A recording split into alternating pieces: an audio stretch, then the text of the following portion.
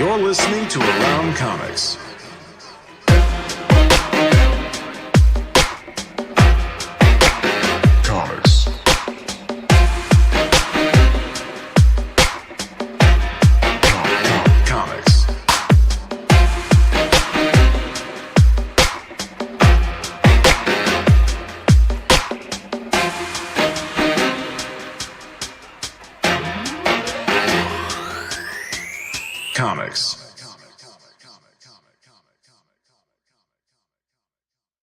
You are listening to Around Comics, episode 436.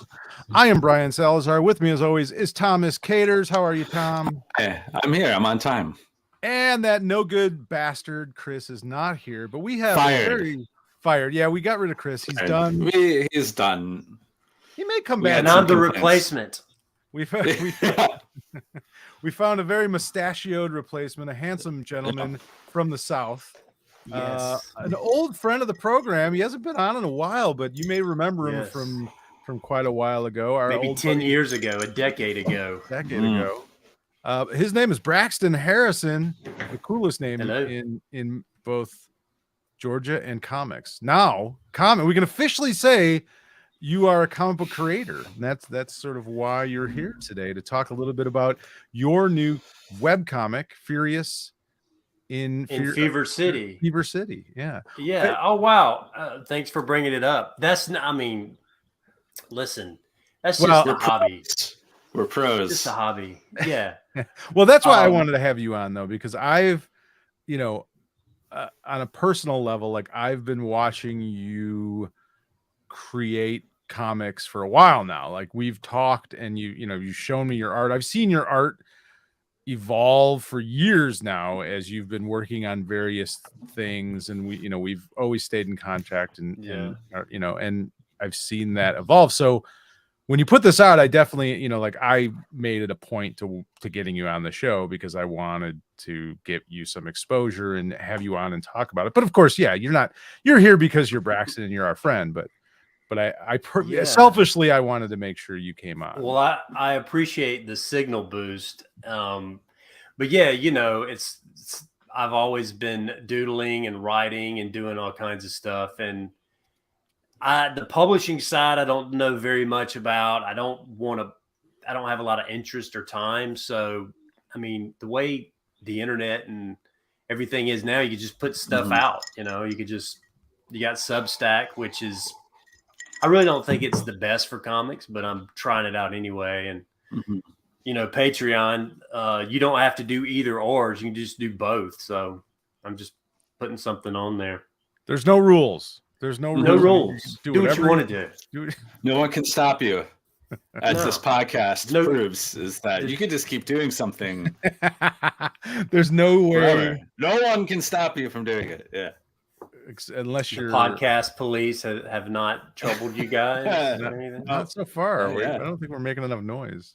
We need to Alex Jones this bitch. We need to. Oh no, I don't need like $1 billion lawsuit. Oh wow, yeah, I heard that. Wow, that's everything. That's him, right? He's got nothing left. Dude. I don't know. I don't think he has that much. So tell us a little bit about Furious in Fever City. I think I got the title wrong. No, I called it Fear in Fever City. Then I called it Furious in Fear City, but it's Furious in Fever City. Well, I was going with Fast and Furious City, but copyright. Yeah, there may be legal issues there. Yeah.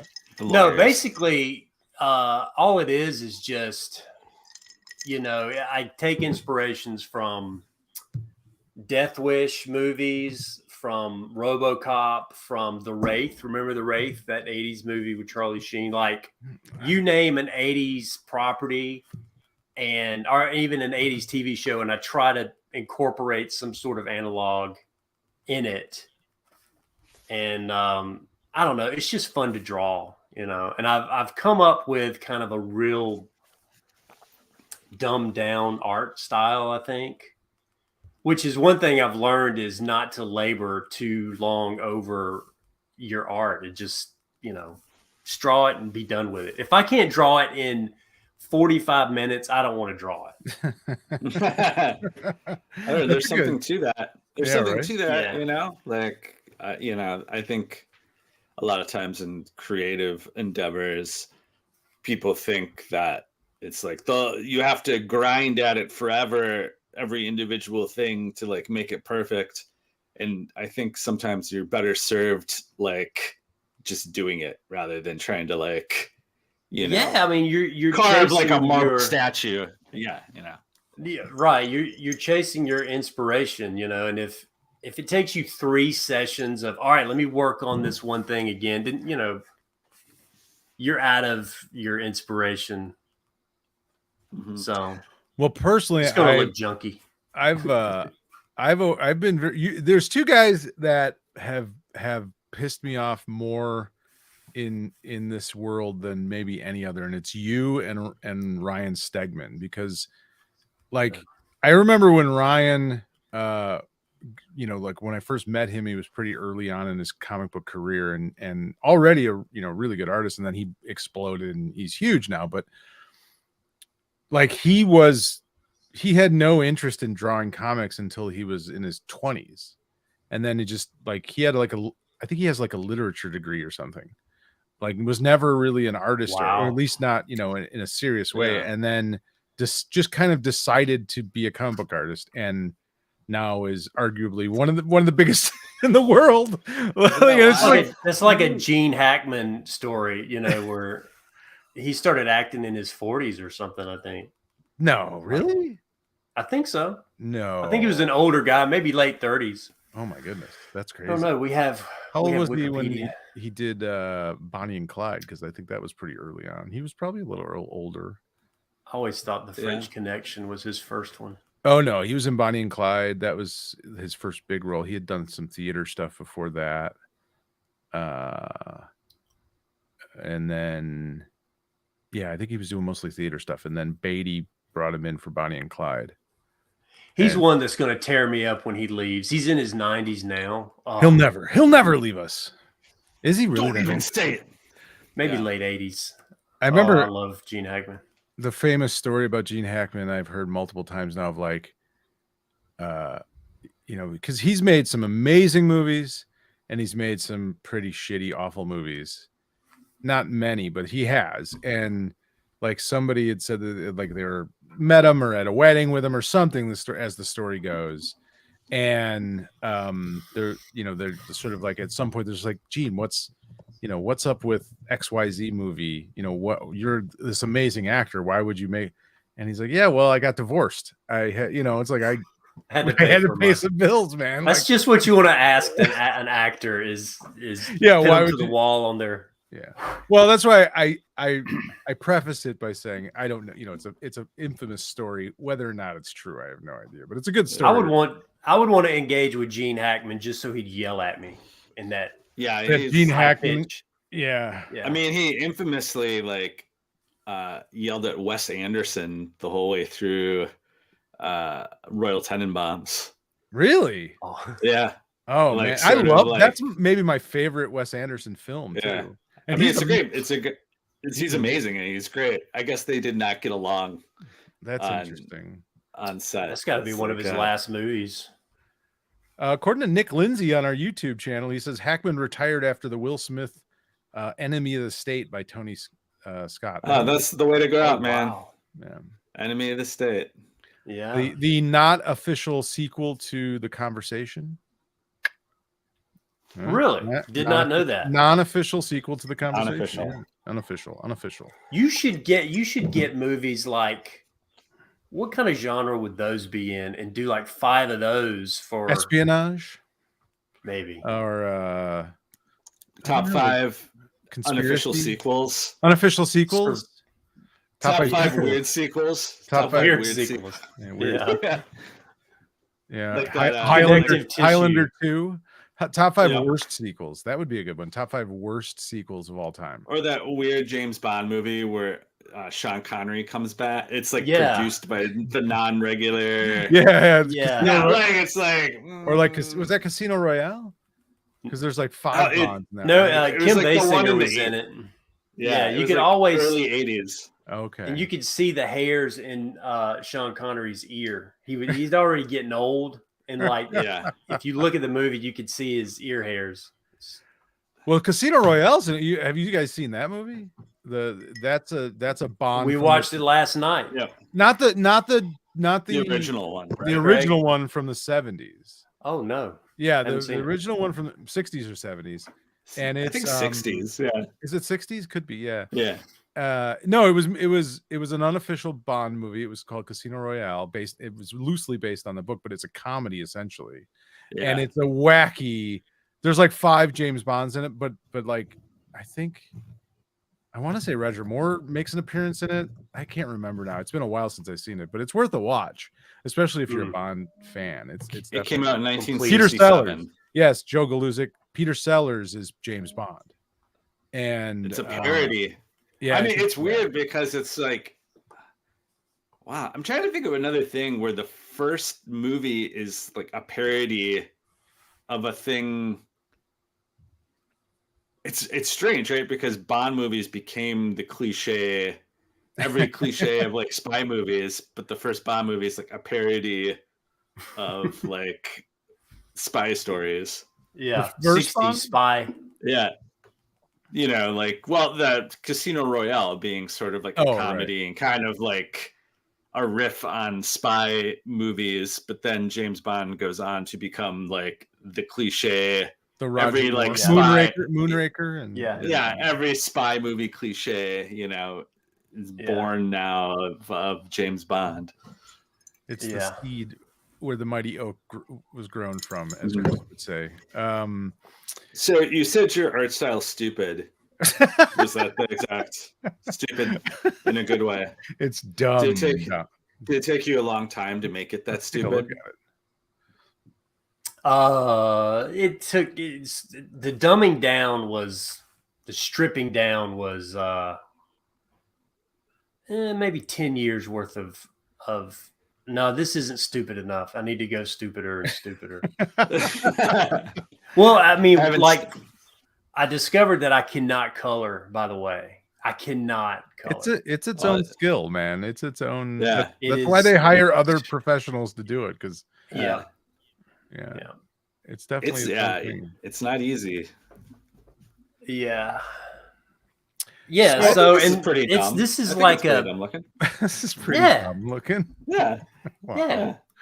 I like So those old and of ladies. course this is like late 70s, early 80s too, which is like how can you even write a story in the era of mobile phones, and that's got to be the biggest hurdle.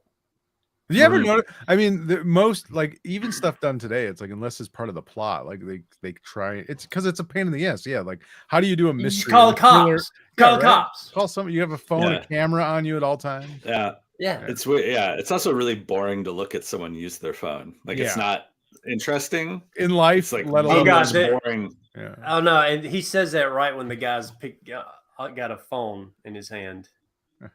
Well, there's a boring shot. Well, I mean, that's a phone. Yeah, that's right. old, as opposed to like a cell phone. That's an old school phone. That's rotary. That phone has a dial tone. Yes, it's heavy. Oh, yeah, you could beat somebody to death with that phone. Yeah, that's the whole. Get a bad news and just like beat the shit out of someone with the phone. I don't want to show too much. I don't want to spoil it, but people can go to brak.substack.com to check out Furious in Fever City by Braxton and read. There's four chapters up now, I believe. Parts. And so I'm releasing it like, a lot of people will release web comics like a page at a time. And that's kind of I didn't want to do that because I want there to be like a narrative beat. Sometimes there'll even be a cliffhanger or whatever so that you could kind of, grab hold of the story a little bit before the next. Sometimes you'll get 4 pages, of a scene. And, I get to draw the part. It's not a comic issue cover per se, but it's like something I could put on Instagram. It's just a creative outlet, I don't have to worry about deadlines. I'm my own deadline. Well, yeah, we should mention. I mean, this is something you've been doing in your spare time. You have you run your own business. You are a successful business owner, and this is just something you kind of had done in your free time and spare time over the last, like you said, decade or more. Like I said, for me, it's just been fascinating to watch you. We got to know each other both as comic book fans, and you would listen to Around Comics, and we got to know each other and remained friends. But when did you start, like, decide that you wanted to start to draw? Because did you draw when you were younger? Did you always draw? Was it something that you took up later in life? I drew when I was like really young, and I think I was in my late 20s, and I saw an Wacom tablet, and I wanted to draw on the computer just for fun, and I enjoyed it so much. And I mean, I was like 20, I don't know, 28, 27 at the time. And I can't draw analog, like a pencil and paper. I can't do it. It's not for me. Well, you've been doing, like, I don't know if you care whether I talk about your job, your profession. No, go ahead. For those that don't know, Braxton is a private investigator. So he started doing this as he would be out on a stakeout, sitting in a car, waiting, waiting for someone to watch. I'm supposed to keep my eyes peeled. You don't have of course. But when you had free time, you would be doing this sort of, like, in your downtime, which is fascinating. And like I said, for me, it's just been fun to really watch you evolve as an artist and a storyteller. It's this really cool experience of, it's hard for me to separate the two, because, like, I'm sure people, going to it for the first time and don't know you, haven't watched it, will have a different reaction necessarily, to 3 or 4 pages of a web comic, where it's like, for me, it's like, no, this is 10 plus years I've been watching this stuff evolve, and it's so it's like it's pretty exciting for me, as your friend. I've had a lot of false starts with trying to write something. You always hear, like, creators, when they give advice to people who want to write a book or whatever, or illustrate a book, they'll tell you, start off small. Don't try to do a big epic magnum opus. And I think early on I tried to do one. And so, I've got a lot of those pages stored someplace, but I don't consider it a waste of time, because I learned how to do a lot of things that, I'm adept with Photoshop, and now I'm using Procreate on the iPad. So, it's a good hobby. It takes a lot of false starts to learn that everything's got to happen way faster than you think it needs to. And, like, then it's just like, in my own profession, even, like, writing commercials, whenever I work with, like, younger people who have never written anything before, they always give me a thing, and I'm like, this is like 60 seconds. Like, the thing you've written is too long. It's huge. It's long. It's like, there's no way this is even close to, like, the 30. So you gotta, like, shrink it down, or, like, get to the point so much faster than you think. And, like, when you're in idea space, you don't, like, think about, like, oh, like, actually what happens, like, on the 3rd page that gets people interested in, like, in doing this, It's funny, and, like, that sensibility translates to art. Like, you got to dumb down your art. The less lines is better. You know, everything, when you're writing prose, even, I think, they say, say it in less. So, I mean, everything has to be quicker, faster, more intense. Mm-hmm. Especially the classic George Lucas direction. Yeah. No subtlety any longer. This is no subtlety, faster. This is why no one liked the movie Blonde. Everyone hated Blonde. It was too slow and too many subtleties. I didn't watch it yet. That's what I heard, though. Is it's kind of a that's the Marilyn Monroe movie, right? It's wow. She really She really looks like her in that. Yeah, movie. I think she's probably better looking than Marilyn Monroe was. Yeah. Honestly, yeah, she's Yeah. pretty incredible. She's very good in it. It's probably, and I'm not even joking when I say it, it's probably my favorite movie of the year. Really? And I had no interest in watching it until someone Interesting. I was talking to was telling me about it, and they're like, "Oh, you know," they were talking about the controversy about it. I'm like, "Okay, I guess I'll watch it." You know, I want to know what it was about. Yeah. And What's I the ended up, controversy?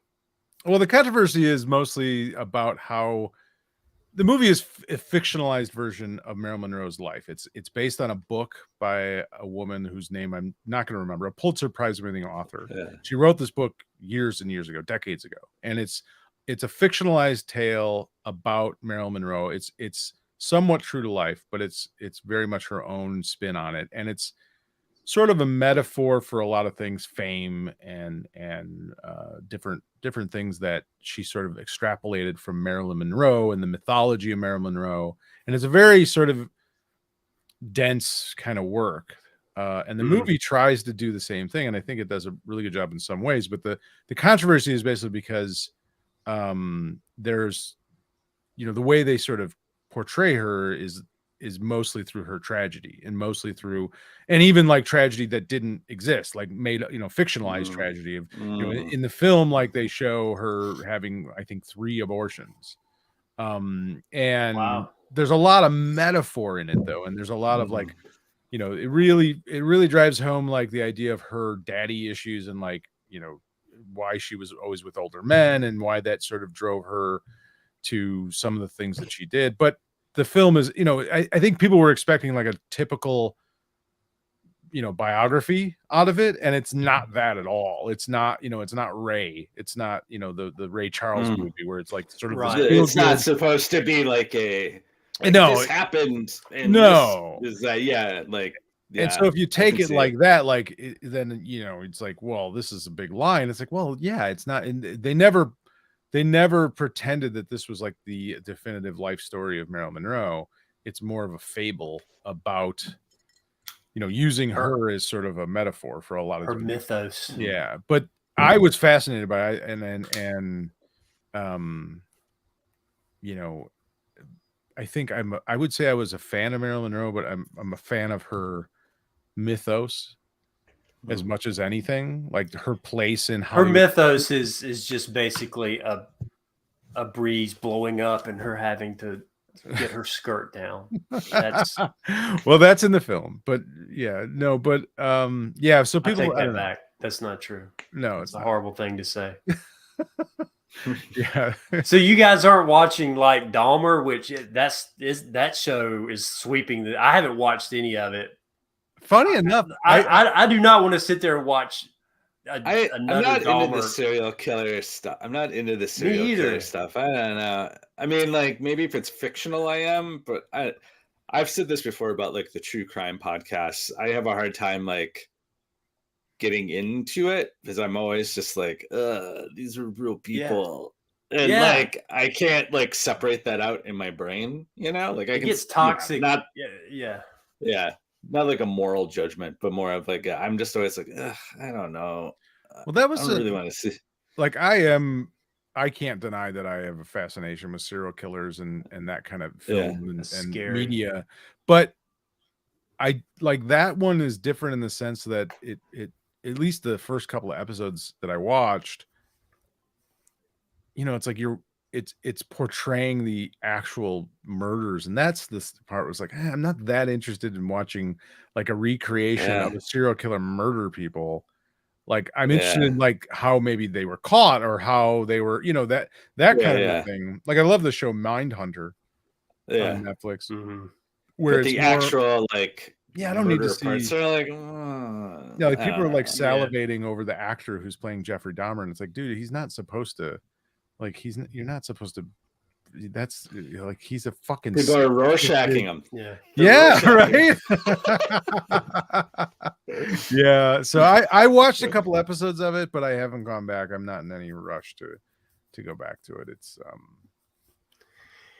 I just remember growing up in Wisconsin when that happened. In like, oh my god, like it was like the craziest thing that ever happened. When you think about like what that fucking dude did, like it is He's insane, got to but- be the worst of the worst. I mean, Yeah, I don't it know, it is gets so much bizarre. Yeah, it's pretty crazy. Yeah, I like fictionalized stuff, but even that is weird. Like I get at this point in my life, like I don't know why I can easily separate like a slasher movie or something, yeah. you know, like Halloween or Friday the 13th. It's like, Oh, oh, yeah. it's all, you know, Yeah. it's just fake. It doesn't matter. But it's like some of the newer type of horror movies that come out are, you know, these sort of like elevated horror films. Yeah. It's a little more, you know, down to earth or a little less sensationalized. And so it actually feels more real. And that seems like a little more horrific to some degree. Oh yeah, I agree. More uncomfortable. Yeah. Of like, make it really fake. Make it really fake and silly. Yeah, give me Michael Myers. Yeah, I know. Give me Yeah, Halloween. Yeah, exactly. I did like. You go ahead. I did like Babadook. Right, that was. I don't know that I've seen it. Well crafted. Oh, you got to check that one out. I don't know that I've actually seen that one. Yeah, you seen it, didn't you, Tom? The Babadook. Yeah, it's a filmy, you know, well-made horror. Yeah. I suppose. Filmy. It's not like horrifying like Hereditary or something like that, or it's just like this makes me really uncomfortable. Yeah, Hereditary and the other one that guy made, like that's a genre unto itself. I mean, what was the one? He did one with Pew. Is that Hereditary? No, what's the one? No, Hereditary, Cult, right? It's like Mayfly or something sort like of that. Yeah, Norwegian. Norwegian cult dancing. Norwegian cult movie. Yeah. Which doesn't sound too boring, but Midsummer. Thank you, Facebook. Midsummer. Thank you, anonymous Facebook user. I don't know why it doesn't show us your name, but whoever you are, we appreciate your help. Yeah. The commenters, the commenters are the best for us because we can't remember shit any longer, and so they just they help us. We're all getting older, and we're this show will just become like three men, like barely able to remember. God, are we going to continue doing this into our 60s? There was a comic book. It must have come out. We talk about comics and say like they came out like 10 years ago, and they actually came out like 35 years ago. Third Bronze Age. This was a third Bronze Age comic. What's after Bronze? We have like the aluminum age. No, golden is early, right? No. Modern age, I guess. That's how it's. I did it's Gordo. Hey Gordo. I did go back and start watching Doom Patrol again. And I didn't know that Monster Mala and the Brain make another appearance. I thought they only made the one appearance, and then they came back, and I was thrilled to see that duo. What is that streaming on? HBO Max. HBO, yeah. It's great. I just love the whole season being about like there multiple stories about like bad guys who don't really want to be bad anymore. Yeah. You know, and it's just like, you know, like Gargoax is like, why bother doing this? Like, you know, like Monster Mala's like everything was fine until you showed, you know, like all these villains who are just like, I don't really want to be evil. It's not what it's cracked up to be. The evil game isn't what it used to be, you know? Exactly. Pretty much. That's kind of a funny premise, actually. It was like, you know, it's just not worth being evil anymore. Yeah, kind of. That's kind of what happens. Before I got on, I was actually just watching the not latest, but where I'm at in She-Hulk, and the Abomination he's not evil. He was. Yeah, he's got a he was yoga he camp. Was lethal. Yeah. I'm sure at some point he'll come on. You can't have the Abomination not. That's another thing. He's pretty long in the tooth too. I mean, he was an old man sitting in that jail cell or whatever. Roth, not Eli. What's his name? Tim Roth. Tim Roth. Yeah, he's a terrific actor. Yeah, he's not a young man. You look at him and then you think of like Reservoir Dogs. No, It's just like, those days are long gone. he's not the young Yeah. cop. He's the grizzled veteran now. He's not. Yeah. I'm, Are you reading any comics these days, Braxton? I'm actually getting my 13-year-old to. She's reading all of my Magnolia verse trades. Ooh, very nice And choice. she's loving them. I mean, she found some site online where they made a list of which ones to read in order, which is not intuitive. Actually, it's like, why would you read it? But they stand by that list, and I guess it makes sense.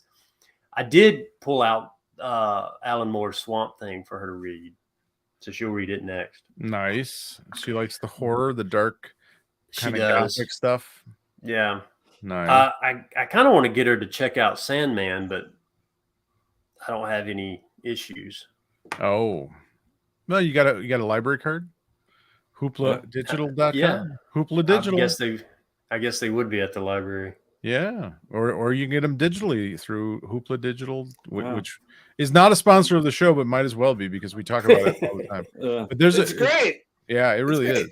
It's a great Yeah. resource for comic book fans. Like, you can just sign up with your library card, and then you can download on your iPad or on your computer, or whatever, and read all sorts of comics, like tons and tons, and stuff that's like a month old is on there. Yeah. It's great. I wanted to read Chariot because I like the concept of it. Have you guys read that? I don't know what that is. Yeah, Chariot. Have you heard? You've never heard of Chariot? I have not. Google it. I don't know what it's about, but it's like this guy in a car, and there's this hologram of this attractive lady beside him, and it's like, man, that would be a good 80s TV show. I did read the first issue of that. I think I actually talked about it on the show. I don't know if I ever went back and read the rest of it. Yeah, it is kind of like Miami Vice meets the Fast and the Furious to some degree. Yeah. It's that's my jam. Yeah, 80s stuff. You're just really into the Fast and the Furious kind of. No. Do you have a muscle car yet? Did you go through a midlife crisis and go out and buy a muscle car? No, that's probably right next, though. I'm right around the corner. The outlandish car purchase. Oh, this is good. This is a good investment. This will make me look younger. Yeah. Corvette. Yeah, no, very nice. Yeah. My dad owns a Corvette. Does he? Yeah, he does. Was it a midlife crisis purchase or was it pre? Was he? Yeah. No, totally. It was a midlife crisis. Wow, I've never actually seen it like in up close in person, like someone that I know. What year is it? It's it's from this. I'm not a car person. It's from the 70s. I'm not sure. Oh man, it's an investment. Stingray. That's all he does. That's all he does is like futz around with it. And like now that he's retired, it's like that's what he does. Like goes for long walks and like fucks around with his car. Well, what the hell? What are you gonna do? Yeah. I remember. So I had an aunt who was married to a mobster, and this was back in the 70s and 80s when that sort of thing still existed quite a bit in Chicagoland. And I remember they lived in Hillside, and she drove a white, like brand new white Stingray Corvette with the T-tops and the big fenders, and it was the coolest car to me when I was like 10 years old. Like I just thought it was De Niro didn't go up to her and her husband and say, "Hey, you got to take the car back." No. What are you doing buying the car? Take the car back. They might have at some point. They might. I have some stories, but yeah, I don't know. Nothing else. Back when there's a steakhouse out by it's like in Melrose Park, which is like one suburb over, called Tom's Steakhouse, and it has this big faded sign that's like voted best steak in Chicago, which it probably was like in 1988, and that sign's been up since then. But I was like, oh, well, I should go there sometime. And my friend, who's a reporter, was like, oh, that place is like one of the few last like mobbed up, like, like he's like, you'll see some interesting people at that restaurant. They're still around. They're still, you can still find them. Definitely. I mean, You can still find it. It's there.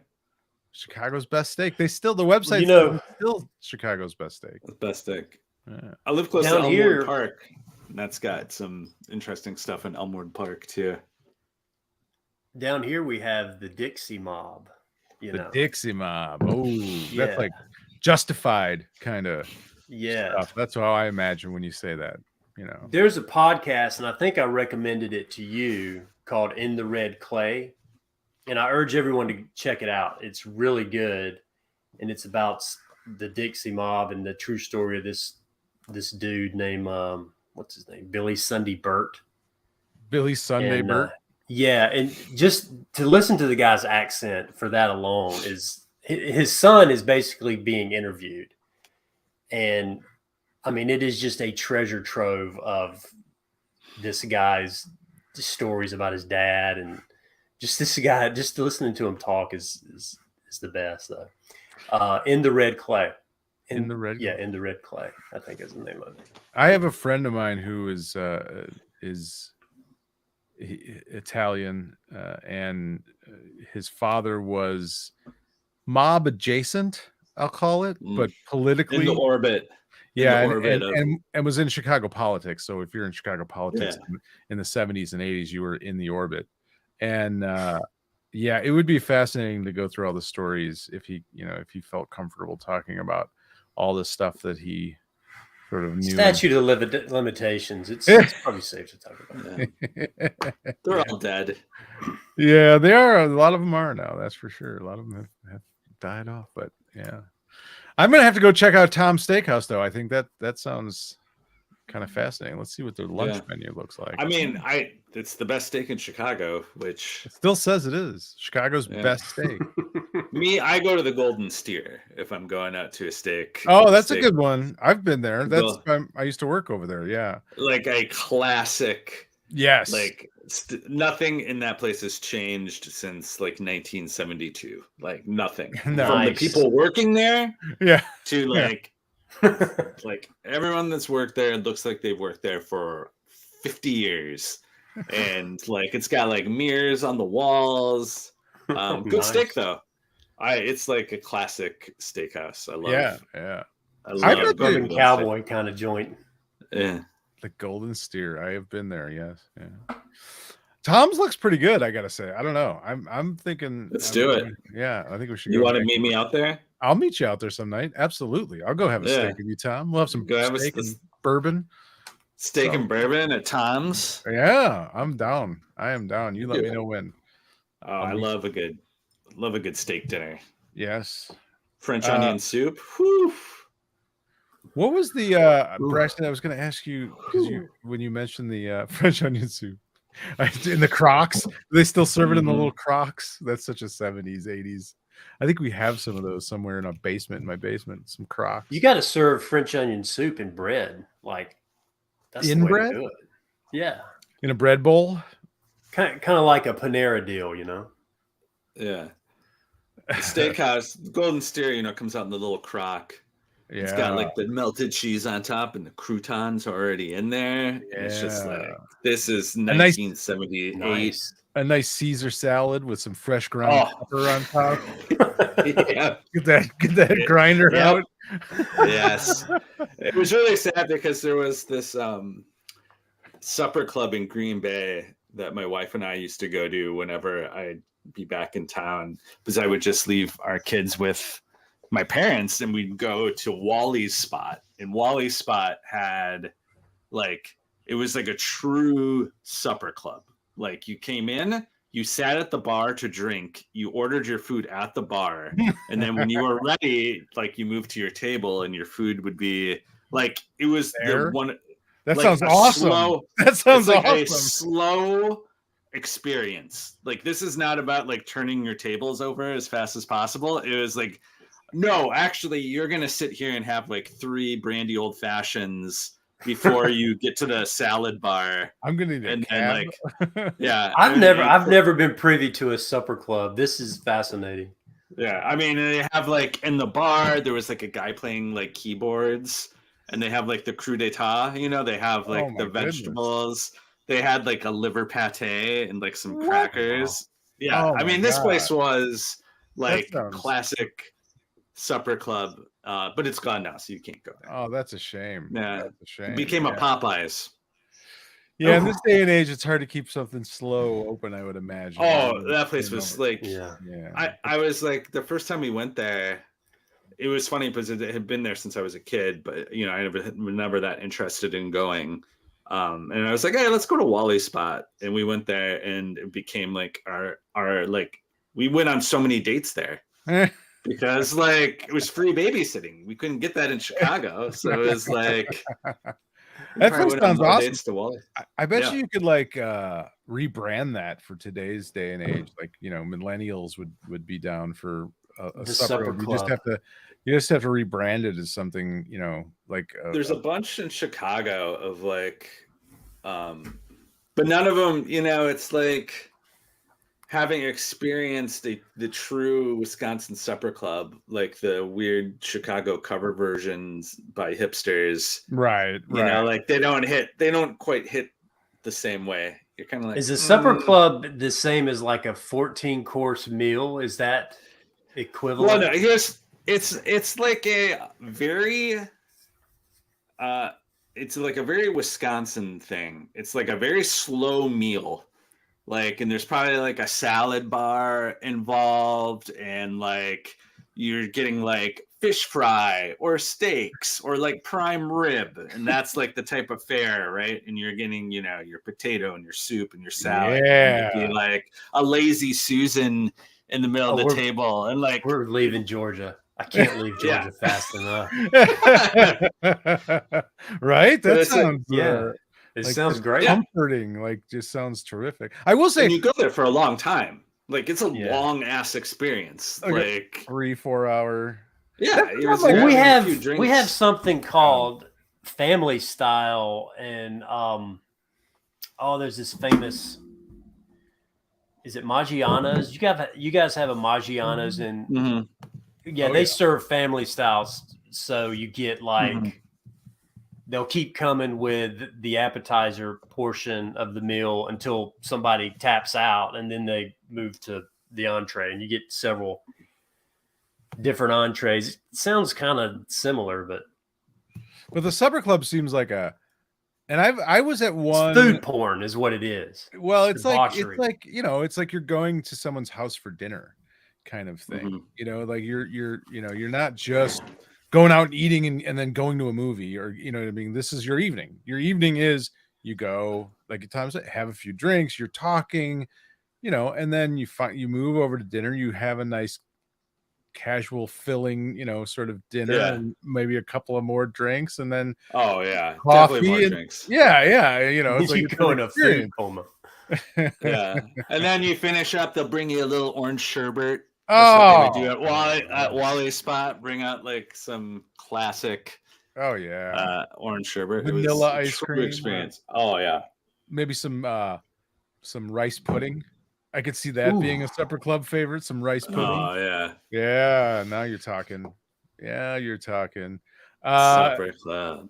Yeah, I went to one in Iowa. I went to Iowa golfing on like a golf weekend with some Yeah. buddies, and we went to one, but it wasn't quite that same experience. It wasn't. I mean, they called themselves a supper club, and it was definitely like a different dining experience, but it wasn't quite like that. Like that sounds Yeah. like one. This was a pretty extreme supper club with, like, I was confused. I was like, we're ordering at the bar before we sit down. It was like a whole thing, like they had their whole system. See, that sounds terrific though. Like, wait, I'm gonna order and Would you then get when in I'm trouble if you done- sit someplace out of order or something? Would they call you Well, out? they give you your number, and they would give you once, like, the way they did it was you'd order, you'd get a few drinks while you sat at the bar. When your food was like reasonably close to being done, they'd come over and give you your table number, right? And then when you were done with your drinks, you'd work your way over to your table. So if you were 14, you'd go to table 14, and then they'd bring your food out. And like it was, you go hit the salad bar first. You don't have to eat your stuffed mushroom caps. Yeah. Yeah. This sounds terrific. I think we need to open a supper club. A supper club? I need to open one in Georgia. Podcast. No one has a supper club in Georgia. We don't do that here. That sounds I can open one up. Yeah, that sounds like something that would work. The Georgia Supper Club. Yeah, I think that makes sense. I mean, it seems like in Georgia things are a little slower paced anyway. So that extra time to drink and eat and just hang out and talk. Sure. Do you need 4 or 5 old fashions before you sit down for dinner? Yeah, of course you do. Yeah. Of course. That's an evening. That's how you get your evening going. I think I was 4 or 5. So are you guys drinking tonight? Tom, you keep pulling on something over there. What is that? I was drinking an old fashioned. Yeah. That's an old fashioned. I'm drinking a Rogue Brewery Bat Squatch Hazy India Pale Ale. It's I'm not drinking anything called Bat Squatch. I'm not Bat doing Squatch. Oh, I thought it was kind of Halloweeny, Bat Squatch. Oh, that's cool. Yeah, it looks like a Brett Schoonover illustration. I don't know who did it. I don't know. Yeah, it's pretty cool. That's half the reason I bought it, because I like the art. But it's a powerful. It's like these new. It's like a 6.7%. Damn. Alcohol. Yeah. So one of them, and I'm feeling you're gonna get in trouble quick. Yeah. Speaking of trouble quick, that's why I'm not having anything tonight. Oh. I went to Mount Pleasant, South Carolina on a job and went out to eat, that night. I'm done with work and everything. But I had one drink, and then I was talking with this couple at the bar, and they bought me another drink. Oh. And then I went and had is it a Mai Tai? Oh my God, man. Oh, whoa. Yeah, Mai Tai is like nothing but booze. And the next morning, man, you would have thought my head was so swole. I mean, it was not good. So I'm not drinking anything for at least 6 months. I'm done. It was that bad. Got to dry out, huh? I don't drink. I mean, I was talking with Chris about this a while ago. I was like, man, back in the day when we were recording at like Dark Tower in the city, we would fucking drink. Like we would pound beer. I cannot do that anymore, man. No, there's no way I can't do it. I have 1 or 2, and I'm pretty good. If it's a really good night, I might have a half a dozen vodka tonics. Oh yeah. If I'm out with friends, but I'm more of a cocktail boy these days than I am my tolerant like beer now. Like if I had like 2 of those hazy IPAs that you're drinking, I'd immediately be like, my tummy hurts. I'd be like, I don't like this. This doesn't feel if you're gonna drink something, do it in a smaller package. Get it going. I usually don't drink beer. I just, for whatever reason, once in a while, maybe it's a fall thing. And I'll go to the liquor store and I'll get like a 6-pack of something interesting, and I'll just put it in the fridge, and then every once in a while I have one. But most of the time, if I drink, I'm either drinking vodka tonic, or I'm just drinking straight bourbon, or what's your vodka? What's your brand? It don't matter. Doesn't matter. I always get looks now whenever I go to a bar and I order a vodka tonic with a lime, and they're like, "What kind of vodka?" I'm like, "Rail. Just give me the Rail, cheap Rail." It all tastes the same. It's fucking vodka. Just give me it. All I'm gonna taste is the tonic. Potatoes. All I'm gonna taste is the tonic water and the lime anyway. So I don't, just give me the fucking Rail, and I always get a look from bartenders because I don't think anyone orders Rail anymore. No, you're suicidal, man. What are you doing? Yeah. Well, it's usually like Smirnoff or some knockoff, and it's like it's fine. It's like, wait a second, you're not 23-year-olds getting like the Rail. You should know better. Well, especially when they charge you for you order a vodka tonic with like Tito's or something, and it's like $9.50 for a fucking vodka tonic. I could buy a bottle for $11. What are you talking about? But Yeah, bourbon I'm much more selective about, but vodka, it don't matter. I'm not drinking it for the taste. I'm drinking it for the lack of sugar and the opposite, because it doesn't fucking have calories or carbs in it. So, but bourbon, I drink all sorts of different bourbons, lots of different bourbons, but I'm whatever you can get, whatever I can get my hands on. Yeah. My go-to is probably like Four Roses. I buy they have like a, not a cask strength. It's like it's not the regular flavor one. No, yeah, strawberry. No, I don't like any flavors in my bourbon. Just bourbon. Coffee. It's a coffee and Cointreau. Yeah. Yeah, but I don't drink that often. Once in a while. So, what comics should I be reading? What are you guys reading? Tom's reading Akira. Yeah. I'm in a reading just old stuff phase right now, where I'm just like, what haven't I read that like I should probably read before I die? That's a good way to do it. I mean, there's tons of stuff out there that I've missed. So is Akira the same? Is it like a play-by-play from the movie, or? Oh, the movie is a way more condensed. Oh wow, I need to read version it. Of it. Sounds like, good. Akira is fucking long. Yeah, it's like it's how many fucking chapters is it? There's like 8 huge books. You know, like it's written. We talked about it a little bit last week, but the way it's just written, it's very like a type of pacing you don't like see in comics kind of anymore, where like there's a lot happening, but like the plot doesn't move forward very quickly. Like, and that's not a action. Negative. Yeah. No, it's just like that's just like the pace at which it goes. It's just like every once in a while they throw you like a new thing to like keep you interested, like a new plot point. But it's so like action oriented and like page turnery that like you don't get bored, but you do realize like, oh damn, like I don't really know that much more about what's happening than I did 80 pages ago. But like, I like it, but I like it anyway. I like it anyway. It's entertaining. I'm reading anything that Brubaker and what's his name put out, those hardcovers. Yeah, there's a new one. I think the PI books. That's something I read. Yeah, those are great. There's a new one coming out, I think next week. I believe a new chapter version. Pumping them up, baby. Hey man, keep making them. I'll keep. They're some of the best comics, and I love the format. We've talked about it over and over again. Every time a new one comes out, we talk about it. But I love the format, the hardcover, and it's just like a complete story. And I just get a chunk of, it's like a book, it's like reading a book.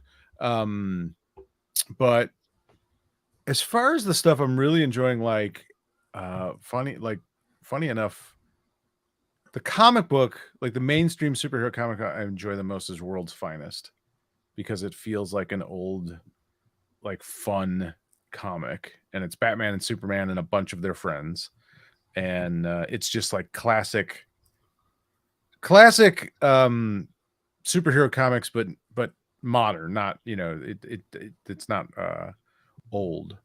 Sean Phillips, yes, and Reckless is the series. Thank you, Nick Lindsay. Our research department comes through once again, because I couldn't remember the Ed Brubaker and Sean Phillips, the Reckless series. Yes, you're right. Who is this?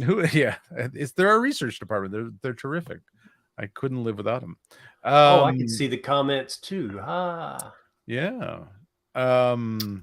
Ghost. So I really love that book. What else am I reading? I don't know. Anything Tom King does, I pretty much read. He does, all his DC stuff.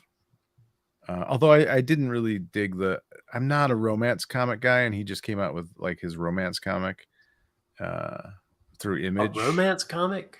Well, I believe the first issue was like, straight up romance comic. Really? Yeah. And so I'm not really. It's like, no thanks for me. Yeah, just not for me. No dude. thanks. Go back to, and like I'm fine if you want to do something outside of superheroes, but because most of his stuff I don't think is really superhero comic. I don't think I've ever read a romance comic. I'd like to see how it goes, though. What's it called? Let me see. Tom King romance. Computer. It's like Tell Love me the Forever or something. Everlasting. Yeah, that's what it's called. Love Everlasting. It's from Image Comics, and it's very old school. The cover looks very much like a Darwin Cook, although it's not Darwin Cook. And it was, if you're into romance comics, it was probably good. I mean, Tom's a terrific writer. I'm not into romance comics. I don't know. But yeah, it's out there. So, I mean, romance comics were huge at one time. I mean, back in the day, Westerns and romance comics and all those different genres. We got to the point where we're mostly superheroes. Yeah. It's how movies are now too. We're mostly superheroes. Just superheroes. That's it. Yeah. It's a new world. It is an interesting. I went to the barber today. If you can't tell, I got a new fresh cut. Ooh. And I love my barber. He's this dude. He's this big, like barrel-chested, bald Swedish biker guy. And he has a little bit of a Swedish accent. He's got a big mustache, funny as hell.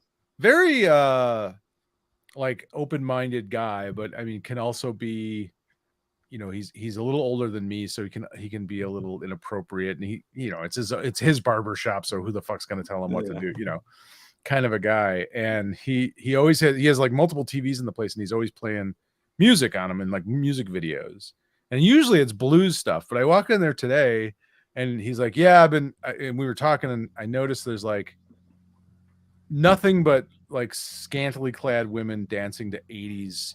He just had metal pornos in his almost essentially. And I'm like, what am I watching? And he's like, yeah, I don't know. I found this YouTube channel, and it's like all 80s music, but a lot of it is put to like it would be like fashion runway shows, like Victoria's Secret shows from the 80s or 90s. From the 80s. Yeah. Wow. So, and like, yeah, it was weird. I'm like, okay, this is interesting.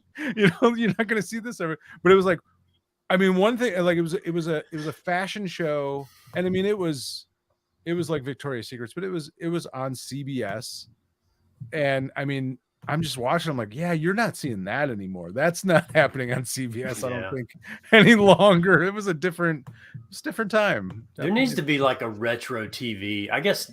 Well, Nickelodeon was that for a while, right? Well, you have all those like Me TV, but those are like really retro. I don't think there's like I mean, I think if you go, I want to see there is 80s channels again. Yeah, no, that stuff's out there for sure. Like there's if you go, like most smart TVs have like digital or like internet channels, or if you go to like Pluto TV or one of those services where it's like free TV channels, there's all sorts of genre channels. So there'll be channels that are just like slasher movies or thrillers or action movies or 80s, there'll be like 80s channels and that kind of stuff. So that stuff definitely exists, and it's out there. You still have like, if you want to watch nonstop Bar Rescue, you can do that. There's a channel for that. You can just watch Bar Rescue all the time. Bar Rescue. Just John Taffer yelling at people. Oh, that guy. Why would anyone shut it down? I don't care how. Shut it down. My son really likes what's Gordon Ramsay's Hell's Kitchen. Yeah. Hell's Kitchen. Yeah, he really likes that. I can't deal with that. Yeah, I can't deal with all that people being mean to people. I mean, come on, man. Yeah, it's a little weird. Simon Cowell business. Well, Simon Cowell. We got something here. Yeah, I like Great British Baking Show. I find it really relaxing. Exactly, I do too. It's very soothing. I can turn that on and just, My kids love it too. They like watching. It's just like low tension. It's like low tension. Like my daughter likes watching them like decorate the cakes, and she just like it's a nice like Saturday night. Everyone needs to calm down. We'll put on the Great British Baking Show. And Tom, do your kids have like their own British accents that they like to put on and that are actually quite good? No, my daughter she does accents. She does a Southern accent, but there's only certain sentences that she'll say it with the accent. So the I one do just for declare. no, for the southern, no, for the southern accent, It's the she's vapors. like, "Don't look at my belly button." Like that's what. Well, that's just something we say all the time too. I mean, Yeah. that's a, Well, we were in Madison and we went to Essen House, which is like a German bar and restaurant, like in Madison. You know, you get your schnitzel and you get your big glass. You get a big glass boot of beer if you want. Tom's choices in restaurants are going to lead to him having triple bypass surgery I know, right? by the time he's 50. I haven't been to Essen House in like 25 years. Okay, good. It's been a long time Steak, since I've been to Essen House. sausage, giant They beer have stein, like 5 martinis before. they have like a polka band play, you know. So I was like, the kids will like, it's fun to bring kids there, and there's like, you know, it's got essentially it's like a German supper club. There's just like taxidermied animal heads all over the walls and weird like murals of people drinking, and you can get a big glass boot, and there's a drinking game where you're like drink from the big glass boot, and like it's a whole thing. I lost track of what I was gonna. My daughter, she does the German. She does a German accent, and she says like, "Would you like to try some of our new sauerkraut?" That's what she says it with. Very nice. well, the reason I brought up kids and accents is, you know, both of my daughters have a killer British accent, and I can't help but think that because you know there's so many British actors that you'll see, you know, some actor in a lot of movies and stuff, and then all of a sudden you find out, they're from Britain. Wait, he's British. Yeah, and you're like, I had no idea his accent is spot on. So it's almost like the cousins and us, you know, over there, we can just switch on with each other. Or maybe your accents. kids will become like actors that go to act in England, and people, when they find out that they're American, will be like, wait a second, Batman's English? Batman's got an English accent? There's not many of them. The Christian Bale. What? This guy's got a. Are there like there's so many British, like really good British actors that do American. Are there Americans that that play do... Americans? But the only American that does British consistently that I can think of is what's his name? Peter Dinklage. Like he's not British. No, he's American. But he does even. I was funny. We were watching Rick and Morty, this newest season, and I think it was episode 1. He voices an alien, but he does it in like a British accent. I'm like, why is he? I mean, the story had made sense because he was basically doing a Die Hard, and so he was doing Hans Gruber's part, right? So he sort of had that British accent kind of thing with it. But at first, I'm like, wait a minute, he's not British. Why is he doing a British accent as a voiceover for this alien that's not British either? Like that's what he does now. Yeah, he just does it. But yeah, he's. I don't know if there are others. I can't think of any other actors that are American that do British. It's like hell no. I'm gonna sound American. Or would I pretend to be American or nothing? Yeah, like imagine Tom Cruise doing like a British accent. Oh my gosh, he hasn't done any accent, has he? He's never doesn't need to. Didn't he kind of do a? Wait a minute, didn't he kind of do a British accent in the Vampire? What was the vampire movie? No, Interview with a Vampire. He kind of does a British. I don't think he did. Oh, I'm pretty sure he did. I think it's like a. It's not good. It's almost like a vampire accent. It's like a theatrical vampire. It's like it's a vampire. It's a mid-Atlantic vampire. Yeah, exactly. Yeah, like technically, that's just mid-Atlantic vampire. Like that's mid-century. That's mid-century vampire. That's a mid-century vampire. It's not a true English accent. It's a vampire accent.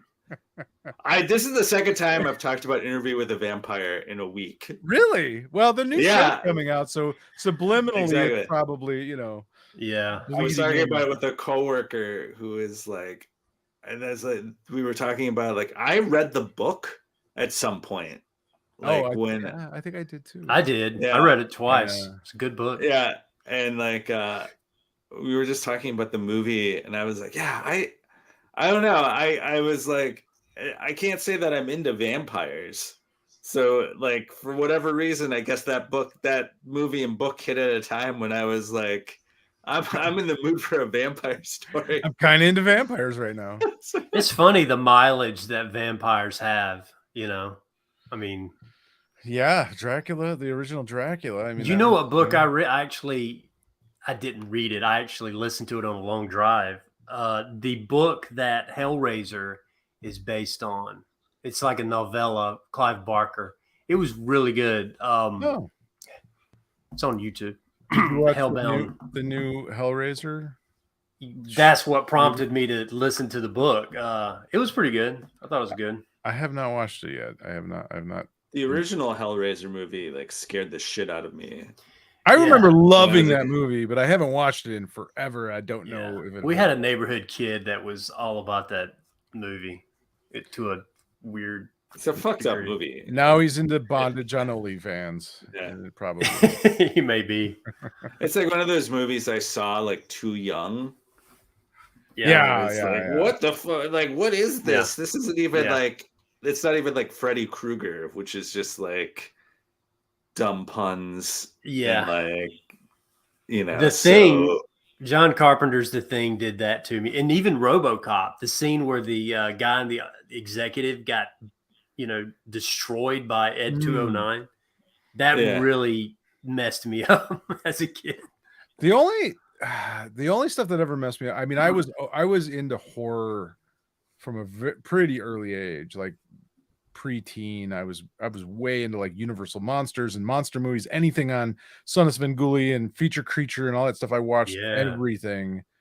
So nothing in a horror movie I remember freaked me out much that I remember, but I did see Apocalypse Now when I was too young. I've told that story over and over and over again, that my parents, we went to a double feature at the drive-in, and the first movie was Cannonball Run, and then the second one was Apocalypse Now. And wow, what a palate cleanser that was. Yeah, that I did not. I mean, I'm not joking at all when I say I did not watch that movie until I was near 30 years old. I think I was like 27 or 28 years old when I finally watched it again. And it was the cow slaughtering that did it. Well, it's just, I mean, I was like 9, and that whole movie is I mean, you watch that movie as an adult, it's a bonkers movie. Yeah. Watch it without a fully formed brain and no real context of Vietnam or war or you know what I mean, like a drug use or what is happening? Yeah. Like I should not have seen that movie. I don't even think we stayed for the whole thing. I think we left. It's a long movie to be. Yeah, we gotta leave.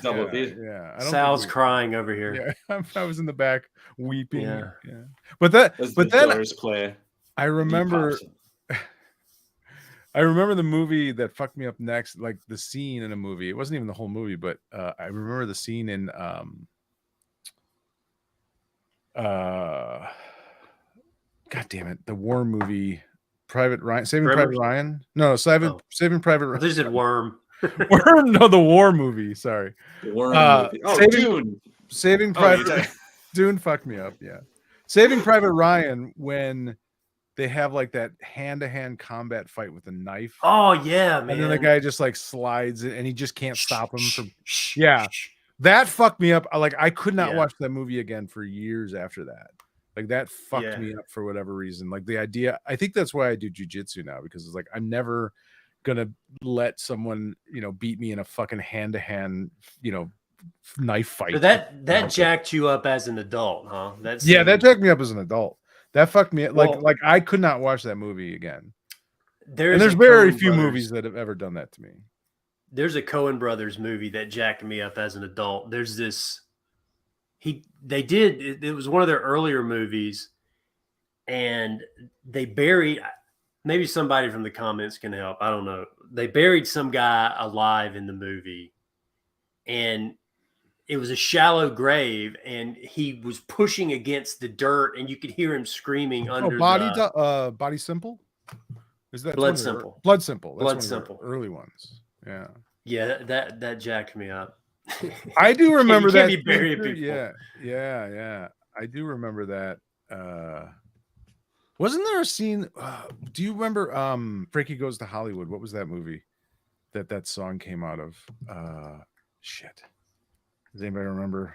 Relax. Song, yeah, but the song was in. Oh fuck! What was the movie? What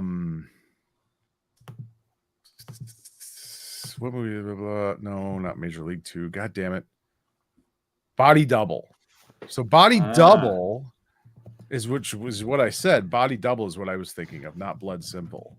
And in Body Double, there's a scene where it's an actor or an actress, and they're like buried alive. And that I remember that fucking me up. It was like he's in a coffin, and it's a movie set, so it's like a music video. I think they're filming a music video, and then the guy is like in a coffin, but all of a sudden he starts freaking out like he's actually trapped in the coffin. And I just remember it like kind of anything buried alive, man. That's Uma Thurman in Kill Bill, like that's a fucking nightmare. Tom, let's talk more about dinner clubs. What other dinner clubs? I was gonna say I remember a movie like the movie that it's really funny that really like messed with me when I was a kid, and then when I saw it I was an adult, I was like, what? Why did this scare me? It was one of those horror anthology movies. I want to say Master. No, I don't know. It was the one where it Tales had of the Terror. story. There was like a monster in a box under the stairs, and like a person kept having to feed people to the monster inside the box. Is that Tales? I think that's Tales of the Terror. Crypt? I whatever one it was, for whatever reason, that freaked me out as a kid. Like it terrified me. And then as an adult, I saw it like on HBO or something, and I was like, why was it like this is so stupid and corny, and like obviously Creep Show. Yes, Creep Show. Where I was like, oh, this isn't that scary. But like as a kid, I was like absolutely terrified. That's a Stephen King short story. The Crate. Yeah. Stephen King. Yeah. All right. God, it messed me up. And then I saw it later, and I was like, God, what a stupid kid. I remember. Did you guys Puppet Masters? So there was a series that was a bunch of. They made a bunch of those, but like the second or the third one, there was like a little. Well, I think all of them. There was a little dude with a mask and a knife, and I remember like there was a scene in one of them. I don't know which of the movies it was. But there was a scene like where the thing was like hiding under a bed or a stairs or something. And it would jump out when somebody came up the stairs and stab you in the ankle. And I didn't think it, but I had a buddy as an adult, like that freaked him out so bad. Like he wouldn't go upstairs in the dark. Like he wouldn't go like go downstairs in the dark without looking. Like he couldn't see. His name Achilles. Yeah, right. He had a real issue with the. Yeah, it's weird, man. I've never seen any of those movies. I've never seen any of the Leprechaun movies either, which I don't know why that franchise got the mileage it did. But the Leprechaun? Leprechaun. Yeah, I don't really remember those being... I'll tell you the one that surprised the hell out of me that was really good was Pumpkinhead. Like that's a movie really good movie. Yeah, it was a really good horror movie, but it's like it shouldn't be. I don't know. Like you look at it like this is that old lady and that witch that was so. Yeah, we have old ladies like that down in Georgia all over. That it's just they migrate to Georgia. Old witch ladies. Yeah, you go to them for your aches and you got a cough or whatever. They give you those. Rub this on your chest. Yeah, they're sad. Is it a little hoodoo or is it just like Southern medicine? Southern, a little bit of both. A little bit of both. A little southern medicine. Georgia is an interesting place. That's where you live, and have for how long have you been there? How long have you been in Georgia? You didn't grow up there, right? Well, I'm from South Carolina. Okay, it's all the South. So, but yeah, it's South Carolina and Georgia. But yeah, I grew up here. Grew up in Georgia. You've been here. You've stayed at my house before. Your old house, yeah. Yeah. Not the new one, the Shire. I haven't been Yeah, down to the see new Shire. house. It's funny. It's like, so my hobbies include, when I'm not working, writing and illustrating this thing I'm doing, and also, if you live in Madison, Georgia, you have got to be into your yard and flowers and azaleas and hostas and all that sort of stuff. So, Oh man, I'm a yard guy with Are you? plants. Yeah, Yard the whole man. thing.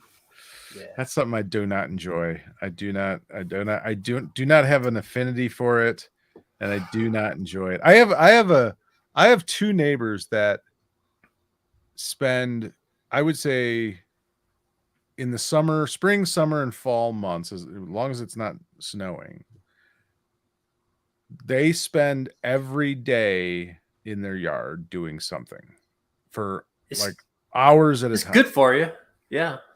I'm like, what, you can't find something else to do? Like that's what you enjoy doing, digging around in dirt, mowing your lawn, I mean, the one guy like has a leaf blower, and every day for a good hour. I'm like, what's left to fucking It's blow? going to be there tomorrow. Yeah. Like, what are you trying to get rid of? The concrete?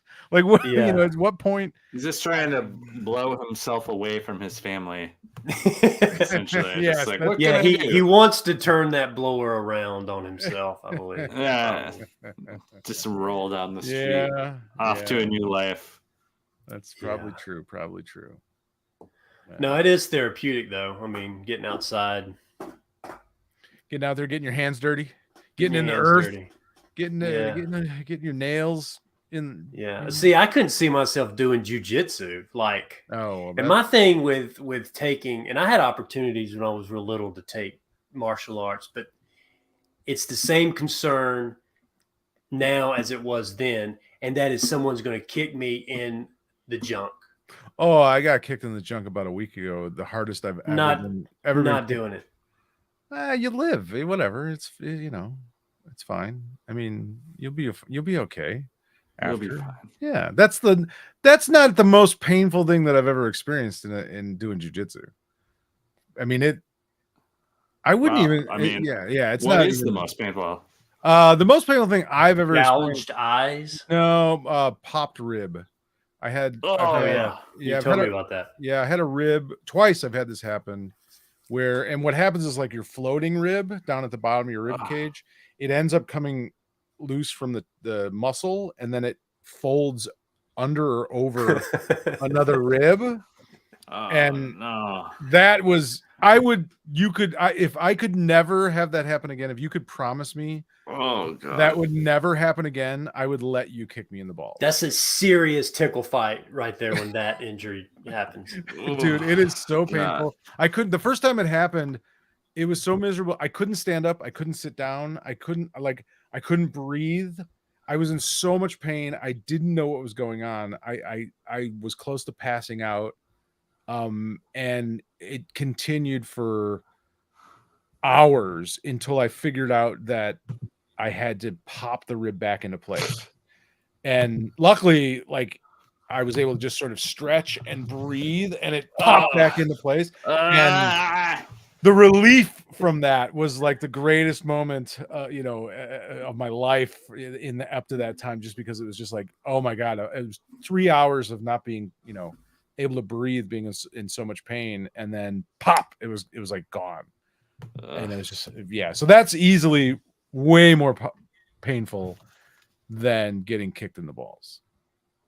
I'll Well, but I did get kicked. it's a good thing. I got put down hard a couple of weeks ago by a ball shot. That was probably the hardest anyone has ever hit me in the balls.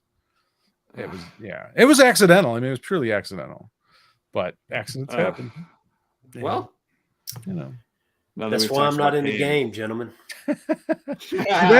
That's my therapy, though. I go and do that, and then I don't want to murder everyone on the road when I drive home. So that's my kind of therapy. It's like everything. Tom, everything. what is your therapy? Supper clubs. Sleeping. Just sleeping. Supper clubs. Steak. A big old steak. Boots of beer. old-fashioned, Boots full of beer. Big glass boot full of beer. A nice Pilsner. Drink the whole thing. Go to bed. That's it. I think Schnitzel. I don't enjoy growing stuff either because I can't. Like I suck at it. Like I've killed everything I've ever tried to grow. I'm just not. I don't know. It's just not what you do. It's just not me. I'm just not a. That's okay. Yeah. All right, boys. Well, I don't know. Is there, we're about a hour 20 into this bad boy. That's probably a good time to. What's the website again for the webcomic? Oh no, none of us. Oh shit, none of us know. BRAK. Well, yeah. If you go to bracketsubstack.com, I think is it. Yeah, bracketsubstack.com. And if you wanted to go to Patreon, if you like that flavor of things, and by the way, I should point this out, they're free. That's the big thing, right? Like those models, people always want a subscription or whatever. I'm not doing that. I mean, I'm a nobody. Just check it out. I always like to go and just peruse comics that are free online. So, and that's what this is. The Patreon one is, I think it's Braxton Harrison at Substack. But if you Google Fever City, Furious in Fever City, you should be able to find it. Tell us one thing about Furious in Fever City that we should know. One thing? One thing. Just one thing. It's based on all of your childhood memories. Oh no! Wow! I don't know. It's based The on Muppets? watching Hellraiser. Hellraiser. Yeah. Apocalypse Now and Hellraiser. Anything that freaked you out, it's based on that. Like The Thing. a monster in a crate under the stairs. Oh no, not the crate. Creep Show, Puppet Master, all those things. It's Yeah. based on all those horrible, horrible things. Yeah. All right. Well, there you go. Check out Furious in Fever City. Yeah. I don't know why I want to say Fear in Fever City. Joe, check that out. Read it. Give him comments. As I said, Braxton's an old friend of the show, and we've had him on various times. He was at Windy City Con both times, right? You came both years, I think, didn't you? I think just the one. Oh, damn it, bastard! You son of a bitch! You only came to one. Yeah. But yeah, go check out his webcomic, please. And yeah, thanks, Brax, for coming on and spending some time. And I know we have plans to get you on Film Force 5. Yeah. The PI one, right? We're going to do PI movies. We're going to do PI movies. Yeah, I think that'd be good. We'll have to choose a second one, something else that. Yeah, Japanese horror movies. If that's what you want to do. Yeah, well, I'm down for whatever. I might need a little more time on that, but yeah, we can pick whatever you like. And yeah, if you have not already downloaded the first episode of Film Force 5, it is out now. We talk about the top 5 Quentin Tarantino films as a sort of capper to end our year-long discussion that we had on K-Billy Super Sounds. If you were a Patreon member of Around Comics, you got to listen to K-Billy Super Sounds, which was me and Chris and Will talking all about Quentin Tarantino films for about a year. But this is something different. This is Film Force 5, where it's sort of a top 5 movie list show, but it's a bit of a game, and we had a blast doing the first couple of episodes already. We're gonna have some special guests on it, so please do check it out at filmforce5.com, or it's on iTunes and Spotify. Just search for Film Force 5. So there. And then of course we always appreciate our Patreon members. If you are not a Patreon member, go sign up for Patreon. It's like $5 a month. Help us out. We've been giving you good, mediocre and above average content for like 15 years. So just go help us out. It keeps the lights on. We really do appreciate people that subscribe to our Patreon, and we try and give you bonus episodes for that stuff. So thank you. I subscribe. You do subscribe. You are a subscriber to Patreon. That's right. Yeah, you do. You do subscribe. I don't know why you're subscribing. What the hell? What do you think? You don't even listen. You probably don't even listen. I don't. But Yeah. I super do. All your free time, and you can't listen to Yeah. our I'm in the bonus. car all the time. Oh, all right. But yeah, we would love if you do sign up for that. And as always, you know, we're our free episodes are available usually live on YouTube on Thursdays, like now. Facebook, Twitter, Twitch, all those places. And obviously the audio versions come out usually Fridays, and you can get that through iTunes and Spotify and all your usual places.